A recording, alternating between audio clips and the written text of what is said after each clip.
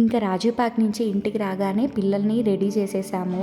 మా వీధిలో ఆ 2 నైట్స్ అయితే డ్యాన్సులు అయితే జరుగుతాయి. సో ఇంకా నైనిక అయితే డ్యాన్స్ వేయడం స్టార్ట్ చేసింది. చిన్నవాళ్ళు పెద్దవాళ్ళు అందరూ అయితే కలిసి అయితే డ్యాన్స్ వేస్తారు. ఇంకా వినాయక చవితి అంటే మెయిన్ డ్యాన్స్ ప్రోగ్రాము, తర్వాత నిమజ్జనం అయితే చాలా బాగా జరుగుతుంది. ఇంకా నైనిక అయితే బాగా డ్యాన్స్ వేస్తుంది. ఒక 2-3 పాటలకైతే మా నైనిక అయితే డ్యాన్స్ వేసేసింది. తర్వాత నేను అక్క కూడా డ్యాన్స్ వేసాము. ఏ వినాయక చవితి అయినా సరే కడపలో ఉంటే కంపల్సరీగా అక్క నేను అయితే డ్యాన్స్ వేయంది అయితే ఊరుకొనే ఉండము. మేము కూడా అయితే బాగా డ్యాన్స్ చేసాము. చిన్నప్పటి నుంచి అంటే 10th క్లాస్ నుంచి అయితే స్టార్ట్ చేసాము. ఇప్పటికి కూడా అయిపోలేదు. ఇంకా మార్నింగ్ బ్రేక్ఫాస్ట్ అయితే స్వామికి పెడుతున్నాము. నిమజ్జనం రోజున మార్నింగ్ నుంచి నైట్ వరకు ఇంకా అన్నదానమే జరుగుతుంది. మార్నింగ్ అన్నదానము యామిని వాళ్ళు అయితే పెట్టించారు. సో మేము నలుగురం అయితే అందరికైతే వడ్డిస్తున్నాము. పొంగలి, సాంబార్, చట్నీ, వడ అయితే పెట్టాము.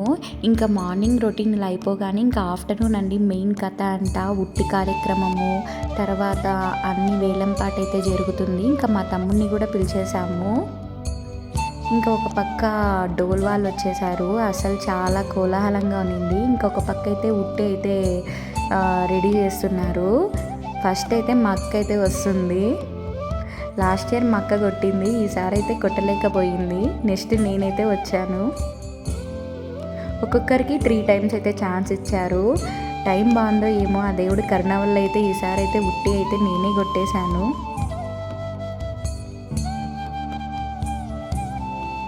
ఇంకొకసారి తగిలితే చాలు కిందికి వదిలేస్తారు. ఇంకా మా బావ వచ్చాడు. తనైతే కొట్టలేకపోయాడు.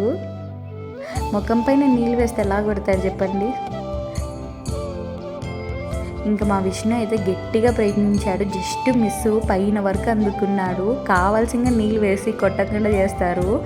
ఇంకా అయితే మధ్యాహ్నం అన్నదానం కూడా స్టార్ట్ అయిపోయింది. స్వామికి పెట్టేశారు.